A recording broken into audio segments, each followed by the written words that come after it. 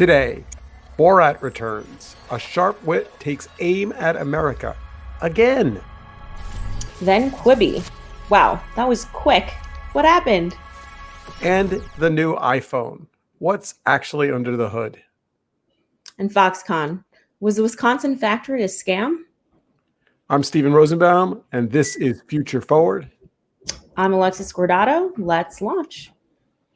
So I don't know if this is good news or bad news that there was so much news this week. We were like, holy crap, we could do 4 podcasts this Sunday morning. And we settled on these after some struggle because they were just fabulous. Yeah, there's just too much. Can't keep up. And we're kind of setting politics off to the side just because we figure that among our listeners, you've already all voted already. Right. Fingers crossed. Yeah, right. So I will say I did go to the polling place on the Upper West Side yesterday. The line was around the block. It's a school, and the line was around the block about 5 times. And I did not wait online for 4.5 hours because I was casing the joint so that I could return maybe in the middle of the week when hopefully it's not a weekend and it's a little bit slower. But I will, when I arrive to vote, I will wait online and I will not leave until my vote is counted. So Glitch actually is off on election day, and I fully intend to be one of the first people in line in Pennsylvania. So we're taking election day off as well. But given the fact that most of our team is early voting or voted already, I think it's mostly just, I don't even know what to watch the news. All right, but let's start with Borat. So I know a lot of people that were, what's the right word?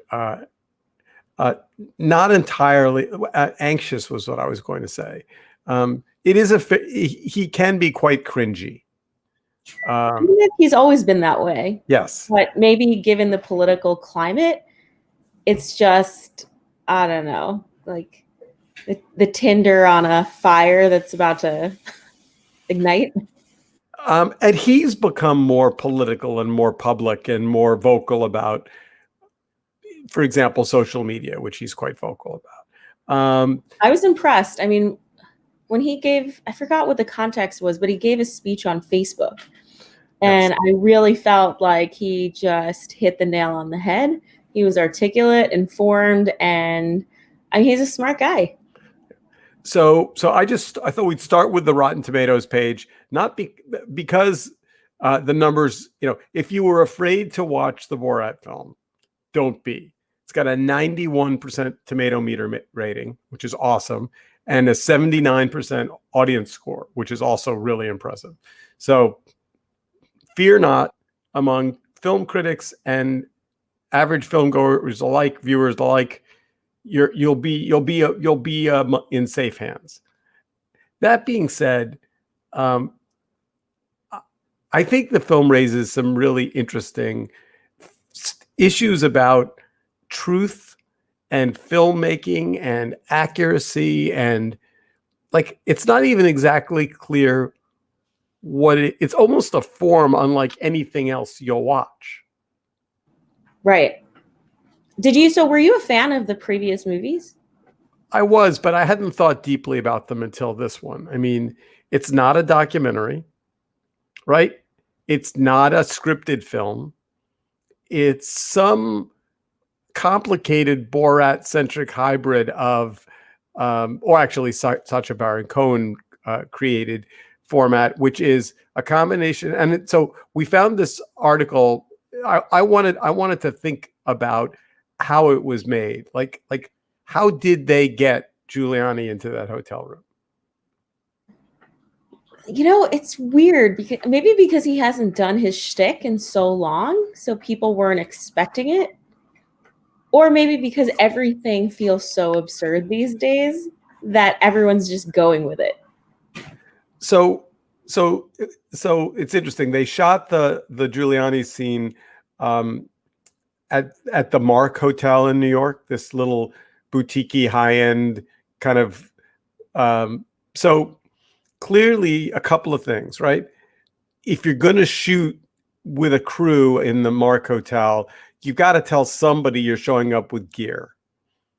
So somebody at the Mark Hotel, did they know that it was Sacha Baron Cohen? And then it was, I mean, they what happens is they tell everyone versions of the little bits of the truth, right? They don't they say, we're making a documentary, we're making a film, it's with a famous actor, we're going to invite some people in to be interviewed. Like they have to get the paperwork done to be in the hotel.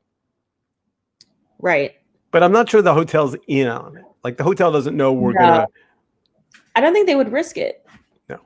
But then when you say to Giuliani, hey, we're doing interviews at the Mark Hotel, that strangely makes him feel a little comfortable because that's his kind of place and it's a real hotel. It's, it's not the Holiday Inn, so that lures him in.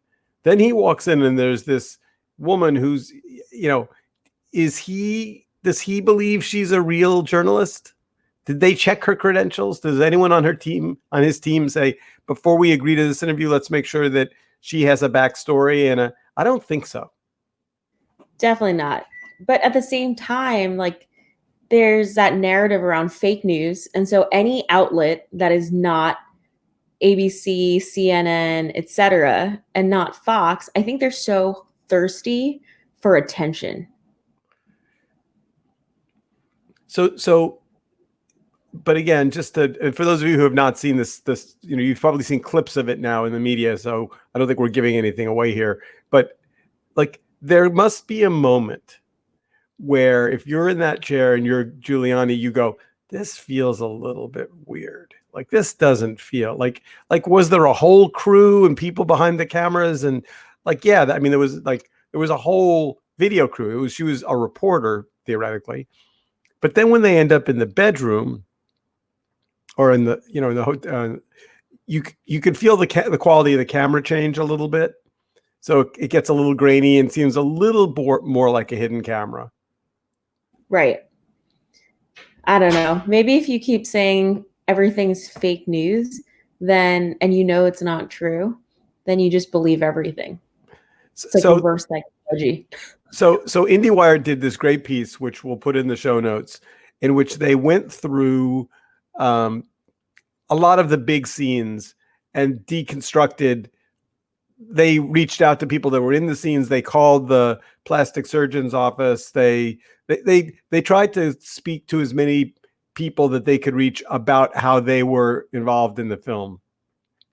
And it's very, I mean, first of all, this will not surprise you, but there are some lawsuits. Not surprising.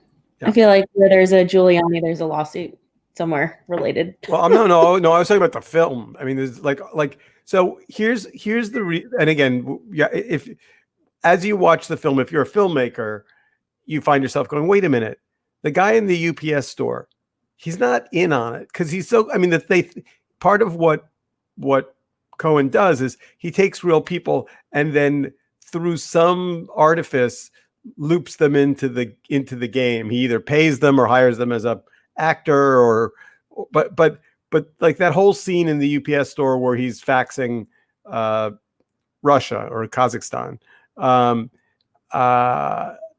clearly everyone's in on a little bit of it, and then everyone's kind of being played for the fool. Yeah, I mean it's kind of like a more involved version of Punk'd. Remember with Ashton Kutcher? I think it is. And by the way, part of what I found, I mean, I will learn more about this as stories come out about the film, but part of what I found fascinating is they shot the Giuliani interview in July. So that's not very long ago. So imagine you've got this story arc and it's a combination of what you can get people to do. You're trying to get people to do these scenes, but it's all leading up to this moment where he's going to, give his daughter to the, to Pence and then to Giuliani. if those things don't deliver in July, I mean, I assume you have some alternate ways to end the film, but it doesn't really pay off if there isn't a big finish. No pun intended. Yeah, I mean it's all a gamble, but I think just I don't know, you have to applaud the attempts and the fact that it actually worked. I mean, this is maybe a sign of our times that I'm about to say this sentence out loud, but the fact that Giuliani with his hands down his pants are filmmakers gold. Like, you know, We've come a long way. or gone backwards to the Stone Age. But I there are so and by the way, if I said to you, "Hey Alexa, I'm working on a movie. I need you to come and play this role of being a outraged digital digerati person, and I'm going to have somebody famous come in and talk to you about it." Like, you might say yes to that, and you might even sign the paperwork, which would have lots of disclosures, and you can't sue me, and whatever. But then as it starts to unravel, and you find out that the person who's coming in is the head of the Ku Klux Klan, right? Like you don't know the other side of the thing you've signed up for. So, for example, this is a little bit of a sad story, but so the woman who he interacts with about the Holocaust, the elderly Jewish woman who's wonderful in the film, I think was 89 when they filmed it and has since passed away.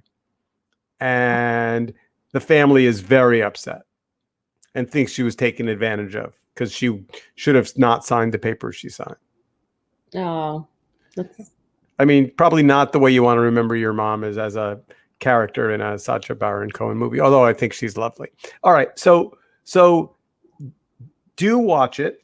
It is, the other thing, one more kind of inside baseball thing. I found myself at about 4 different occasions in the film thinking about the Amazon lawyers meetings. I mean, there must have been, the film is on Amazon Prime.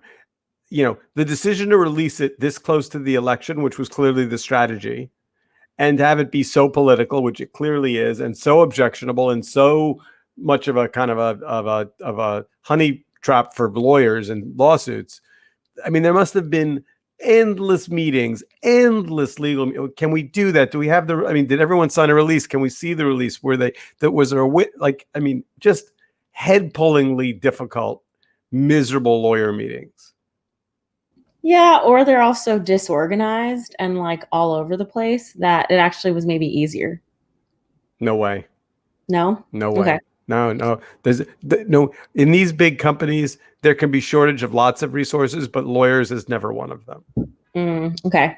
Oh, I will plug. So this is on Amazon Prime, but Yep. Sacha Baron Cohen is in another movie on Netflix, The Chicago 7, which is a new Sorkin film. So that's on my list.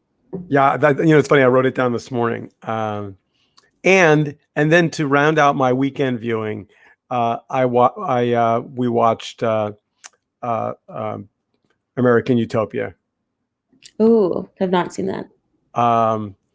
Which, I have to say, I wish I'd seen it in the theater.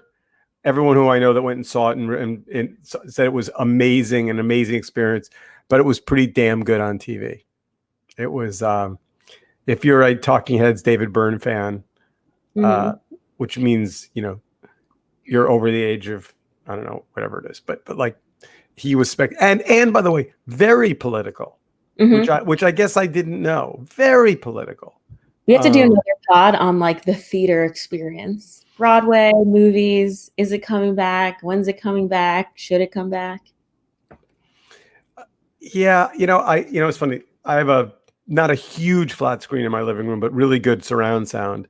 And I just kept thinking, given the way I know that Spike Lee shot that theater experience, I wish that I had 2 more screens, one to my right and one to my left, and I could sit in some 3-dimensional.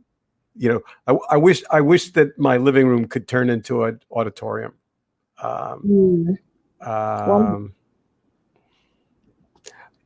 All right, so let's move on to chapter 2, shall we? Yeah. Quibi. A brief moment of silence as we honor the passing of Quibi. A word that will be a trivia question in 2 years that no one will be able to answer.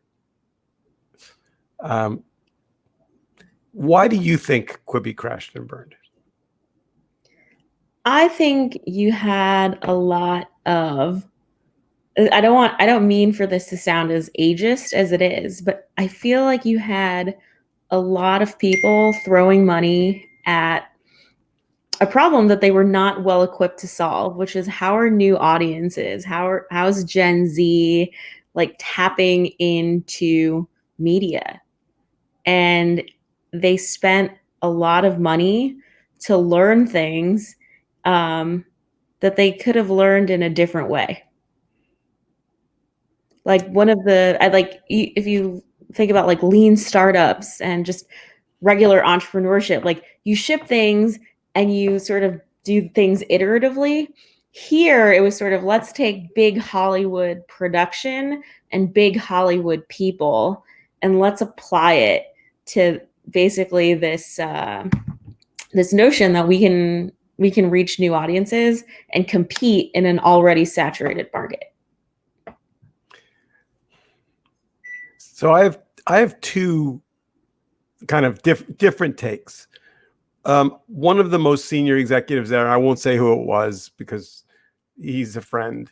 I was talking to early before they had launched, and I said kind of in passing, "What are you guys thinking about for social media?" And he said very dismissively, "Oh, we just don't see that as our space."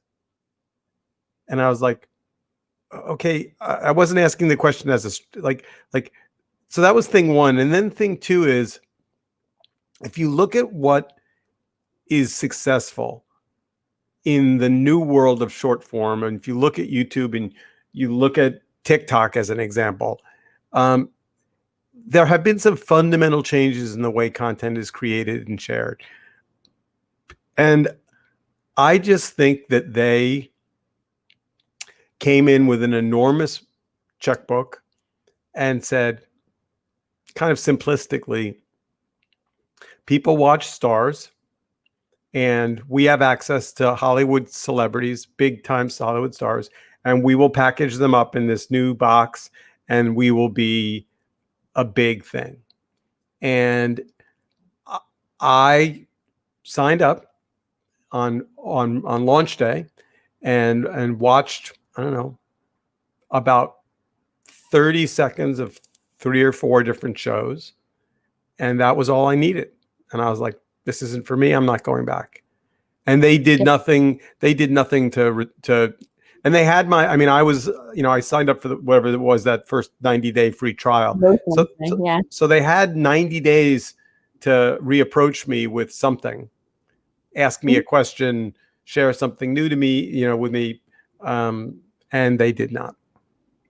Yeah, I mean, I think this is what happens sometimes when you have sort of titans of industries try to, I don't know,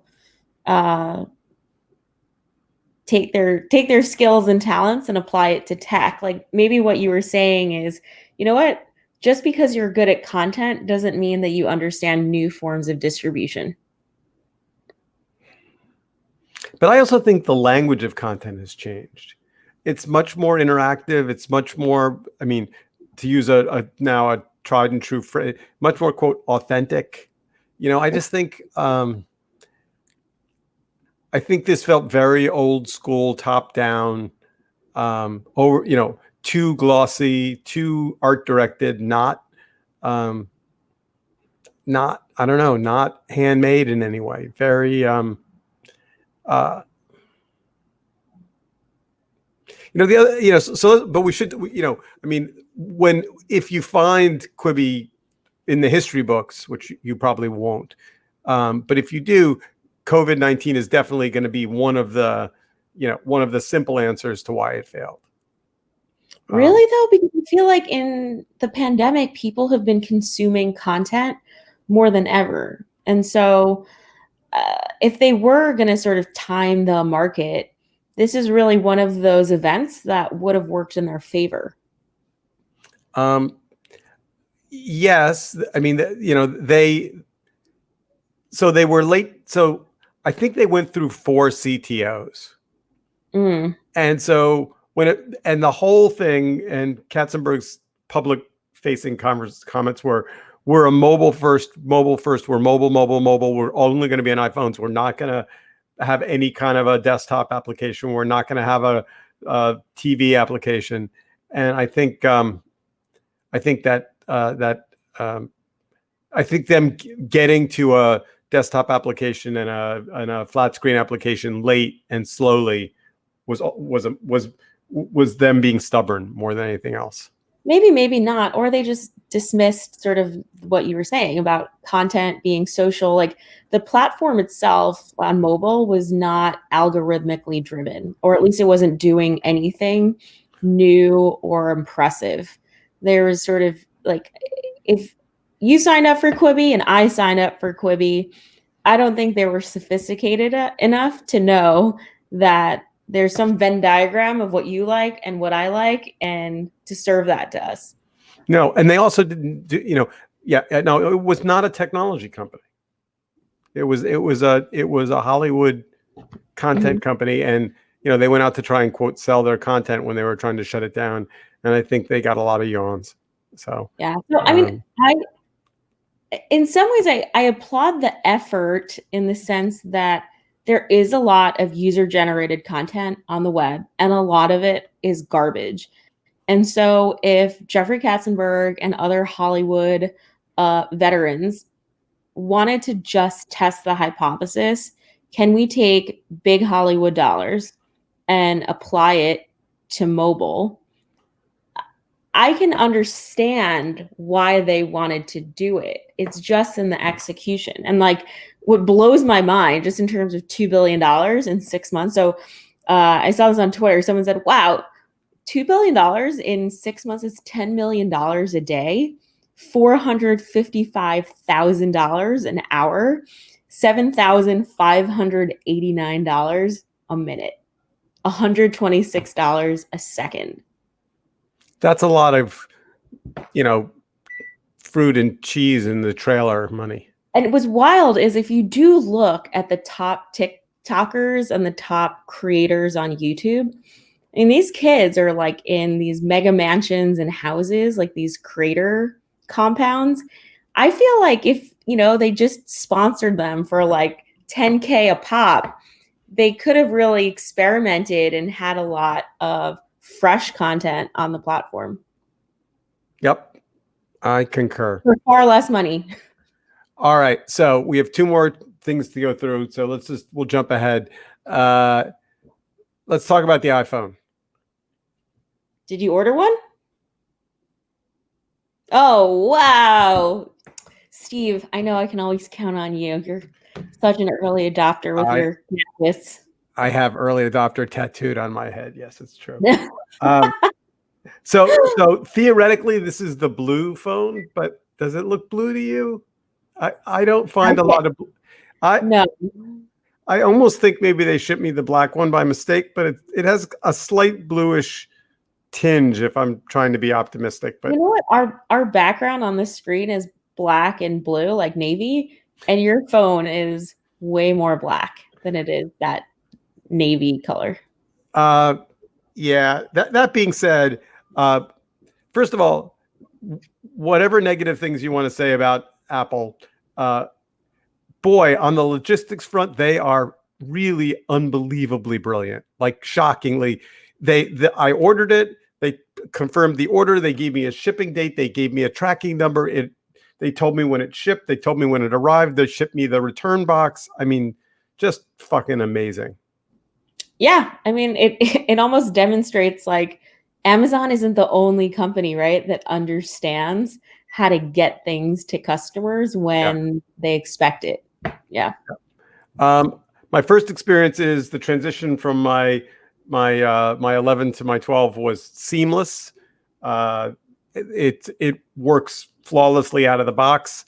I don't know that it's dramatically different. I haven't gotten under the hood to play much with, like, I don't exactly understand why LiDAR is going to change my life, but I think you'll see some, like all these things, right? The phone gets out and then people build around the new technology. I'm excited about 5G.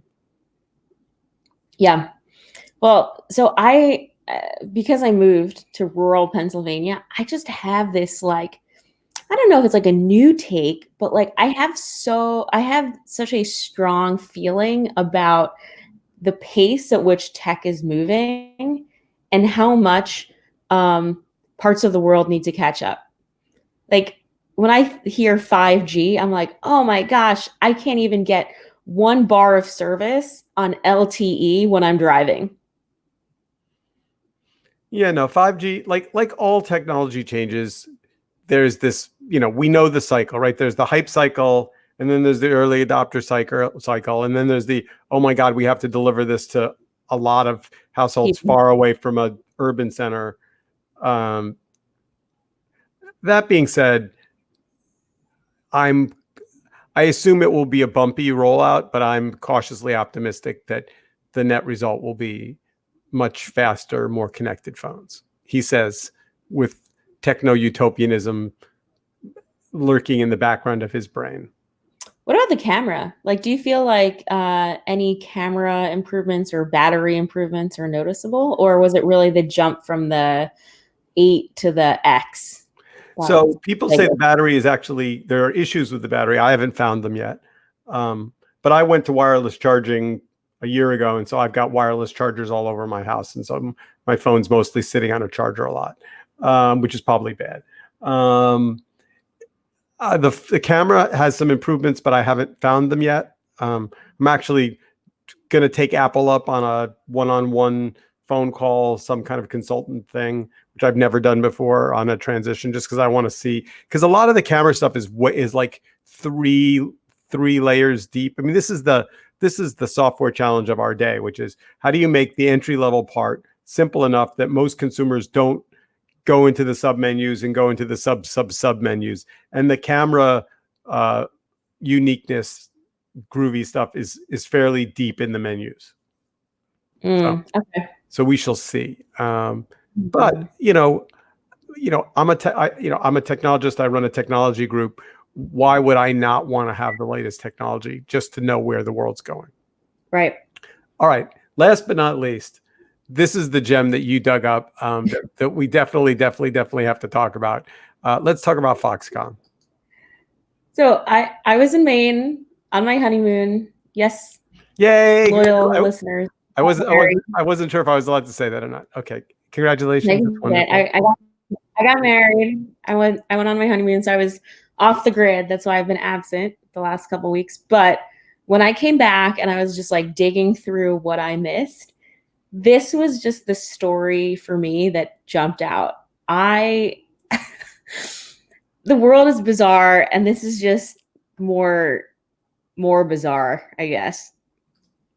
So explain it. So I don't know, Steve, had you seen this? I'd heard not a peep. I mean, I heard a little dribble of this maybe 7 or 8 months ago. But so let's set the audience up. This is the Wisconsin Economic Development Corporation,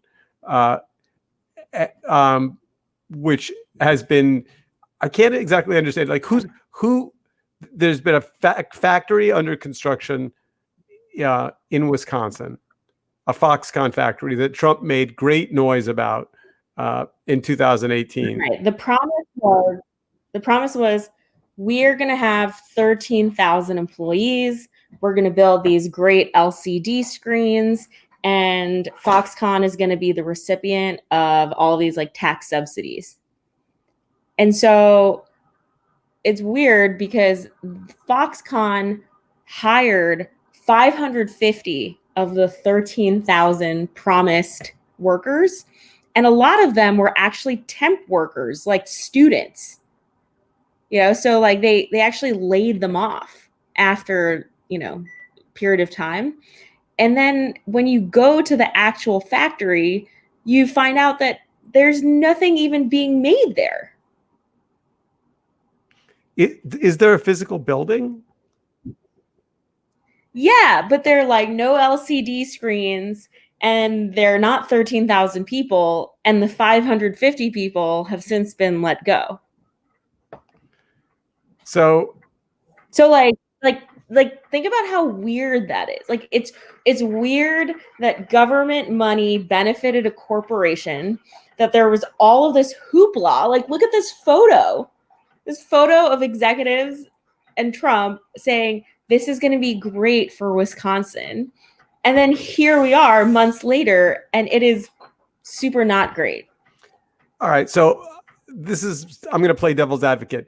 Is it a fraud? Is it a quote fake factory, or is it just the world market changed? Foxconn thought they needed a factory, then they decided they don't, and so now they've basically. I mean, like businesses do change trajectory of what they're building and what they need.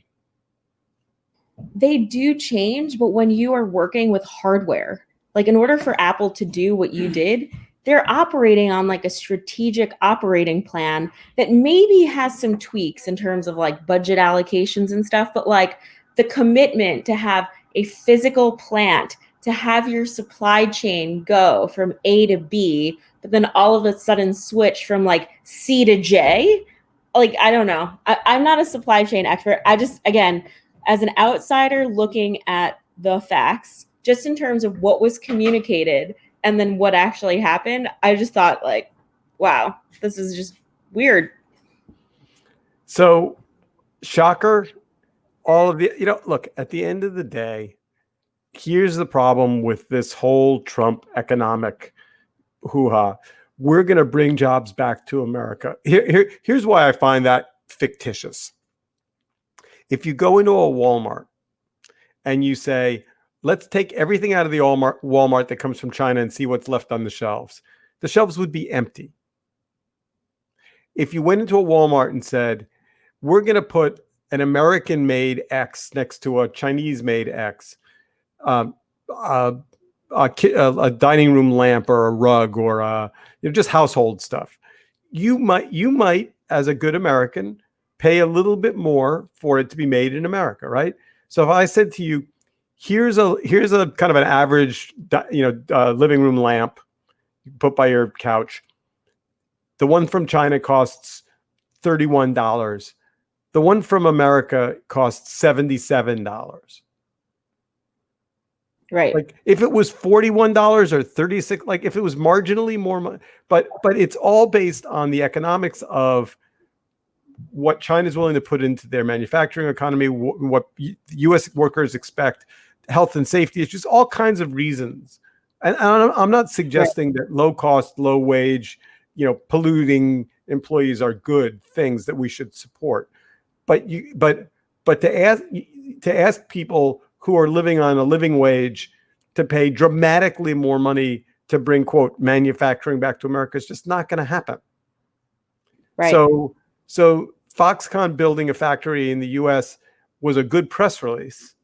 But in hindsight, if you look at it, I don't think that they actually ever planned to build it. Ever. Yeah, I mean, that's a theme, right? A lot of story, no substance. Right. Photo op, big flag. Yeah. Moving on. All right. So let's just wrap things up. This has been really fun. I think vote is important. We've got get your voting plan, bring your friends. Watch 60 Minutes because that's going to be a fabulous shit show. Or don't watch the like clips that you see that are maybe enough. So are you like wandering around Pennsylvania? Are you like out and about?